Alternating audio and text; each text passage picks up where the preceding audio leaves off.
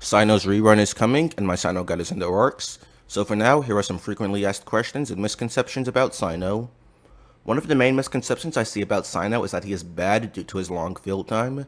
Admittedly, his long field time does come with some restrictions, such as not being able to swap to Nahida quickly to recast her skill in Multiwave, and not being able to get full uptime on a lot of buffs. However, Cyno's multi-wave issues have already been fairly mitigated with the addition of Baizu. Now, when Nahida's skill is down, you still have Baizu to keep applying Dendro. You also still get Nahida's massive EM buff even when her skill is down. So the main thing you lose out on when this happens is her damage, and possibly a few Hyper Blooms from not having her application. Furthermore, the multi-wave issues are heavily exaggerated.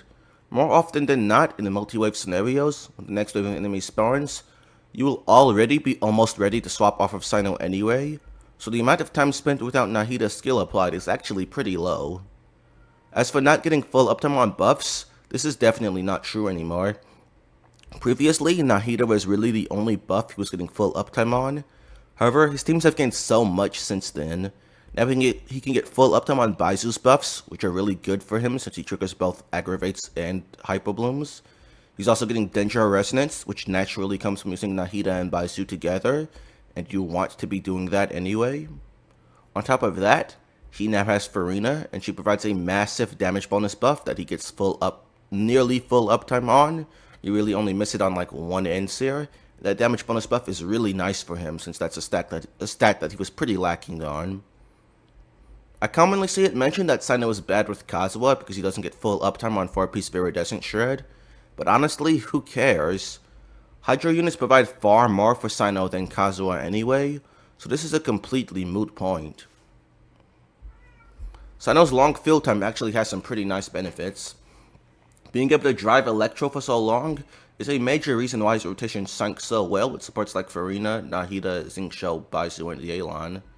Having long damage windows is really only a bad thing if your buffs run out, but as I just mentioned, that's no longer the case. On top of that, Cyno's long burst duration can allow him to extend his field time from 3 Inseer to 4 Inseer to finish off the enemies in that rotation, rather than having to start an entirely new rotation. In the past, going to 4 Inseer wasn't great because your Hydro application and most of your buffs would be expired by then, but with Farina added to the team, you can still have Hydro application from her and Dendro application from Nahida, so that you can continue quick blooming even up to 4 Inseer. You will still have Dendro Resonance buff, as well as Baizu and Nahida's buffs for most of that extended field time, as well. Being able to extend his field time to finish off enemies in a rotation is great, because not having to start an entirely new rotation can save you a lot of time. This is particularly useful for reaching the damage threshold needed to one-rotate a boss in the Abyss, but it's useful in AoE too. And speaking of AoE, another misconception about Cyno is that he is strictly a single target DPS. While Cyno definitely excels in single target more than AoE, he is by no means bad in AoE. Cyno's attacks actually have pretty good AoE radius on them. It's just that due to the way he moves while attacking, you do need to pay attention to how you are positioning him for his AoE to be hitting properly. But if the enemies are reasonably close to each other, Cyno is more than likely going to be hitting multiple. He may not hit all at the same time every time, but he will hit multiple enemies most of the time. Furthermore, Nahida is a very good sub-DPS, and she hits every single enemy, so that is good AoE on Cyno's team by default.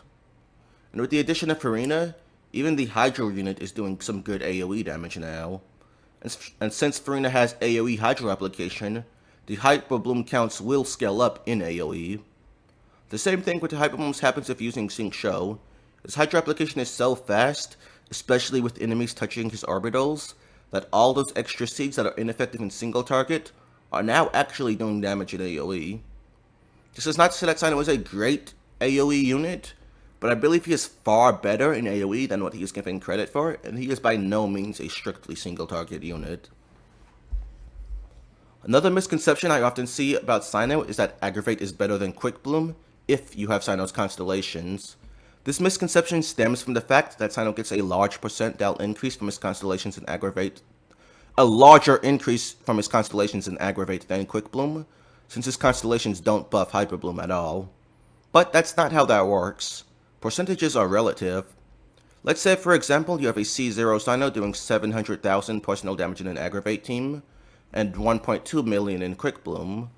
Then, let's also say that the Aggravate team gets a 37% damage increase from C0 to C2, while Quick Bloom gets a 22% increase. That takes the Quick Bloom damage up to about 1.46 million, and the Aggravate team up to about 959,000. Despite the percentile increase being far larger in Aggravate, the actual amount of damage gained from Quick Bloom is about the same because it's increasing a much bigger number. Quick Bloom is just simply too far ahead of Aggravate for Aggravate to catch up with Constellations. And one last misconception I want to address is that Cyno needs a battery. Cyno generates a lot of particles. If you're using him on 4 Thundering Fury, he makes about 12 particles in a 3 NC rotation. This is the second highest on-field particle generation in the entire game, second behind only Thundering Fury Bennett. On top of that, the overall particle generation in Cyno's team is also pretty high, since he uses supports like Nahida and Farina that make a lot of particles. Because of this, even as solo Electro, Cyno's energy requirements aren't that high, and can be reasonably met through substats. Although, you may need an ER Sans if you aren't using Thundering Fury, but if you can gain a good amount of crit and EM substats by using an ER Sans and not EM, Cyno's damage is still very good even with an ER Sans. If you're using Contained Crossbear, which is his best non-Battle Pass 4-star weapon, then in Quick Bloom he won't need any ER at all, even without Thundering Fury and even as solo Electro. The main issue with Cyno's energy comes from his energy across chambers. If you finish off a chamber early into Cyno's burst duration, then you may enter the next chamber without much energy, and it will take quite some time to get it back up. This is a valid reason to run him with a second Electro unit, as having particles from a unit like Fischl or Kuki alongside Electro Resonance will let Cyno get his burst back extremely fast in these scenarios. However, Cyno's energy between chambers issues is also heavily overstated. You can avoid running into these issues by being smart with how you rotate. For example, you can extend his field time to finish off the enemies on the chamber before needing to cast your burst again. Or you can, for example, end his first rotation earlier than you normally would, so that you finish off the chamber later into your second rotation. Rotating in either of these ways can mitigate the energy between chambers issue. Additionally, if you have any team members on Favonius weapons, you can have them funnel their Favonius procs to Cyno to get his burst back up faster. And if you are using Contained Crossbear on Cyno for his F2P weapon, Contain almost completely negates the energy between chambers issue by itself. Now for some frequently asked questions. Question 1. In Quick Bloom, what are the advantages of Farina versus Yelan versus Xingqiu? Farina results in the highest damage possible out of Cyno's team, thanks to her high damage, massive buffing, and full uptime on Hydro application. She also has some decent AoE, unlike the other two. Xingqiu in double Dendro teams results in by far the most Hyper Blooms, typically between 22 and 24, without losing many aggravates. His interruption resistance and damage reduction also make Cyno extremely comfortable to play, especially if paired together with Baizu, which is what you want. The pairing of Xingqiu plus Baizu makes Cyno an immortal and immovable wall. You can just mindlessly spam normal attacks and skills without even acknowledging anything the enemy is doing, even against aggressive enemies like Coppelia. It feels very feral and badass. However, Xingqiu does need double Dendro in order to capitalize on his fast Hydro application to get such a high amount of Hyper Blooms without losing too many aggravates. So outside of double Dendro, his main advantage is his defensive utility, but offensively will not be as good as Farina and Yelan. And with Yelan, she doesn't really have any advantages over Farina for Cyno, but in non-double Dendro Cyno teams, she will almost always be stronger than Xingqiu, as you will get more aggravates while getting a similar amount of effective Hyper Blooms, and having good buffing, which is further enhanced if she is on Elegy for the end. Question 2.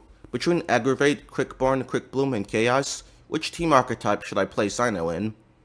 Quickbloom is the strongest and most recommendable team for Cyno by far right now. Aggravate and Quickborn are fine, but their damage is just a lot lower than Quickbloom. Chaos used to be equally as recommendable as Quickbloom, but when I came up with the Chaos team, neither Baizu nor Farina existed yet. With the addition of Baizu, Quickbloom's multi-wave issues were mitigated enough to heavily reduce the value of Chaos, and now with the addition of Farina as well, Quickbloom is just way stronger than Chaos now. Chaos is only really recommended these days if you have a highly invested Yelan, such as C1 with Aqua or Elegy and really good substats. In this case scenario, the high amount of AoE damage she can front load can make Chaos still worth playing over Quickbloom, depending on how much investment your Quickbloom team has in comparison. Question 3. How is Chaos Cyno any different from Razor's Thundering Furry aka Overborgian team? Razor's Thundering Furry team, Razor, Nahida, Xingqiu, Bennett, is primarily an Overborgian team. Most of the damage is coming from Overload and Borgian. There is little to no focus on Quicken or Hyperbloom here, and the team doesn't get high front-loaded damage from Vaporize either. In Chaos Cyno, Borgian and Overload are not a huge focus. Most of the damage is coming from Aggravates and Hyperblooms. Front-loaded damage from Forward Vaporize is also important in Chaos, which, as mentioned, Razor's team does not get. Question 4. What is the difference between Hyperbloom and Quickbloom? So Hyperbloom team is focused primarily on getting as many Hyperblooms as possible without any regards for the quicken uptime. This usually means having way more Hydro application than Dendro and Electro. Quickbloom teams focus on getting a lot of damage from Aggravate and Spread, while also having Hyperblooms as additional damage on top. Hyperbloom and Quickbloom have different team structures and builds, and Hyperbloom and Quickbloom teams are also different from each other. Cyno is used in Quickbloom, not Hyperbloom. Question 5. Can I play Cyno without Dendro? Playing Cyno without Dendro is not advisable. Cyno relies heavily on the chain reactions between Electro and Dendro. Without these reactions, he will deal very little damage. Question 6. Can I play Quickbloom even with C6 Xingqiu or C2 Yelan? C6 Xingqiu and C2 Yelan do not harm Quickbloom. You may lose out on some aggravates, but any damage lost from this will be made up for with the Hyperblooms gained, as well as the extra damage from Xingqiu and Yelan. There is no reason to not activate these constellations if you have them. Question 7. What is the best Cyno Quickbloom team? The strongest Cyno Quickbloom team is Cyno, Nahida, Farina, Baizu. Xingqiu can be used in place of Farina. You will lose a pretty big amount of damage, somewhere around like 10%, but you will gain a lot of comfort. Alternatively, with Farina still on the team, Fishshell can be used instead of Nahida. This is going to be considerably less damage, especially in AoE, but the energy across chambers issue will be way more convenient. You could also use Kuki instead of Baizu. Question 8. Why use Cyno over Keqing or Raiden? Cyno should not be directly compared to Keqing or Raiden. Electro is a very versatile element. Despite these three characters all being on-field Electro DPS, they don't actually have much in common and have fundamentally different teams. Keqing's best teams are purely focused on aggravate damage. Raiden is usually used as either an on-field DPS in teams like Hyper Carry or Overvape, or as an off-field Hyperbloom DPS.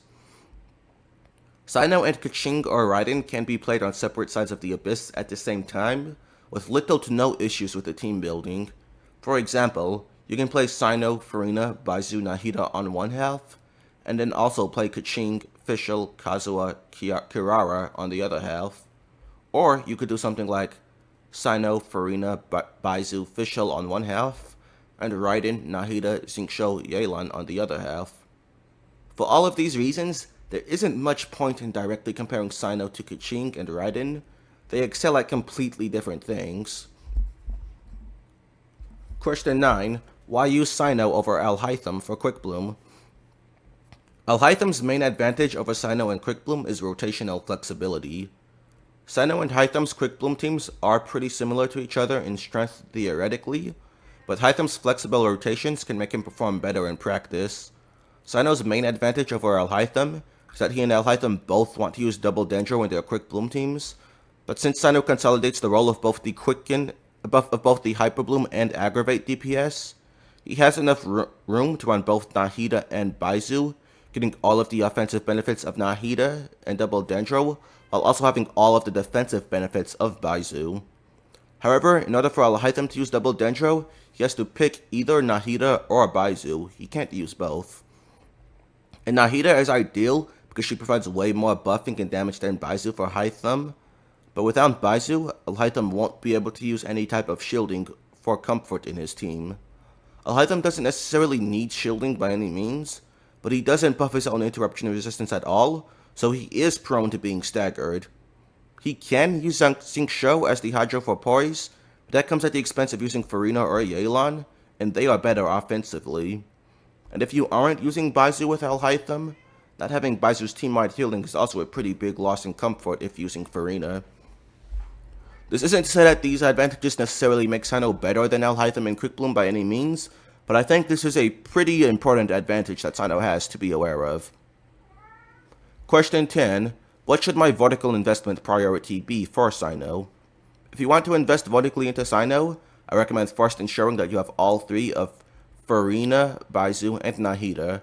From there, you can choose to prioritize getting Staff of Scarlet Sands, Farina C1 to C2, or Nahida C2. These are all excellent investments, but I would advise first prioritizing Farina C1 and C2. This is because Farina C1 is, for the Primogem cost, the largest team damage increase you can get for Cyno's team. And if you take her to C2 as well, Farina from C0 to C2 is actually about an equivalent increase for the team damage as taking Nahida from C0 to C2. But Farina's constellations carry over to more teams than Nahida's. Nahida C2, however, should be the next main priority. Her Constellation 2 is a massive increase, especially when paired with Farina C1 to C2, since Farina will benefit from the defense shred for her damage as well. Nahida C2 also carries over to literally any Dendro team. Then Staff of Scarlet Sands is about a 20% increase to Cyno's personal damage in this team. It is a good investment to have because it will also be good on many other Polearm units that you may want to play as well. After all that, if you still want to vertically invest further into Cyno, you can start getting his constellations at this point. If you do go for Cyno's constellations, I recommend stopping at either C2 or C6, as I personally don't think any of his other constellations are good stopping points. And yeah, that's about all I have to say for now.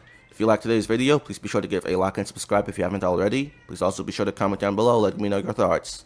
Thanks. Bye.